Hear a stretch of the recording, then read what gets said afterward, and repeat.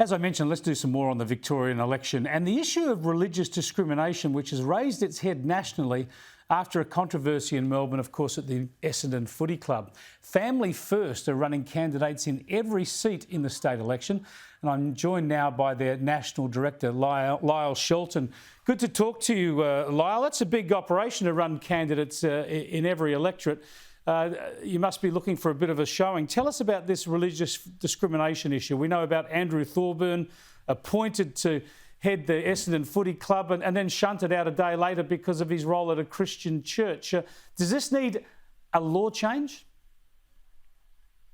It absolutely does, Chris. I mean, this election is about one thing for Victorian families, and it's about who will protect your family from the threat of radical political correctness. And we've seen this with the Andrew Thorburn issue, but it's not just the Daniel Andrews laws which make it very difficult for people to feel comfortable holding certain views in their jobs, but it's a threat also coming from the Liberal Party. And many people don't know this, Chris, but the Liberal Party have, as one of their election commitments, that they want to fund 2 activist lawyers at the Victorian Pride Centre. Now, all those activist taxpayer-funded lawyers will do, funded by the Liberal Party, will be to go after the next Andrew Thorburn, will be to legally harass religious schools that are not woke enough for the rainbow activists.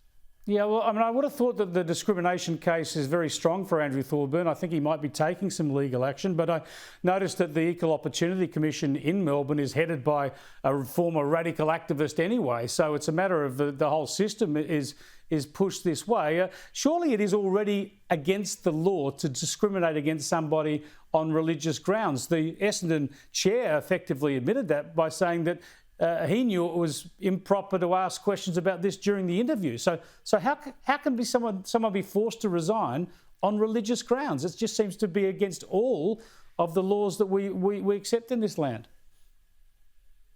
Well, this radical political correctness, of course, is all against common sense, Chris, and you're quite right. There's a conflict. There's supposedly laws that protect people in the workplace against religious discrimination, but then you've got these state-based anti-discrimination laws, the so-called anti-vilification laws, which have been weaponised ever since the definition of marriage was changed in law, and there's a conflict. There's clashing rights that need to be sorted out, and of course, it's become a political football. It's created huge uncertainty, and of course, it doesn't help when the Liberal Party, who say that they are for freedom, want to fund activist lawyers at these woke organisations who will simply go looking for the next Andrew Thorburn, who will go and harass Christian and Muslim schools that are not woke enough, that are not towing the rainbow agenda, the transgender agenda enough in their classrooms for these activists. And it's very dangerous when the Liberal Party start putting taxpayer money and resourcing this activism using these very flawed laws. Now, when we come to economic issues in Victoria, few are more pressing than power, nationally, of course. I want to show a little clip of what Daniel Andrews was putting out today. Of course, he's doubling down on renewables like the federal Labor government, even though it's that transition that's pushing power prices sky high right around the country. And we learned yesterday from the Australian Energy Regulator that'll keep going for at least another 2 years. Here's Daniel Andrews today. Labor stands against the Liberals' plan to frack up our pristine farmland and natural environment. Renewables are the answer. 100% renewable electricity, bringing back the SEC, creating jobs, cutting emissions and cutting bills. That's our plan, but we need your support. Now, Lyle Shelton, you've got a stronger position on this stuff than the Liberals. Absolutely.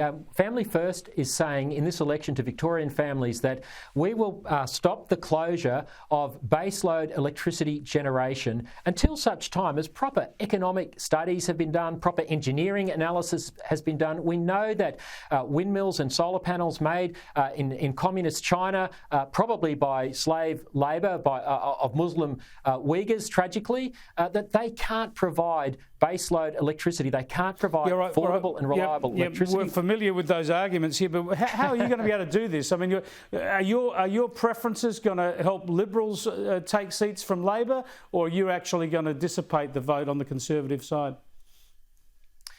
We're preferencing the Liberals, we're preferencing like-minded values-based parties first, then the Liberals and then Labor, except except in 2 seats. We are preferencing against Matthew Guy in the seat of Bulleen and against James Newbury, his so-called equality spokesman, in the seat of Brighton. And that's because they're just as woke, whether it's on freedom of religion or whether it's on this energy policy. You're right, okay. They're just as woke on energy policy, and that's why we're preferencing against them. We get it. You're going after, you're trying to knock out the woke people. Thanks for joining us. One of them happens to be the leader of the Liberal Party. That's Lyle Shelton, who heads up Family First. I tell you what, I told you that there's a lot going on in Victorian politics at the moment.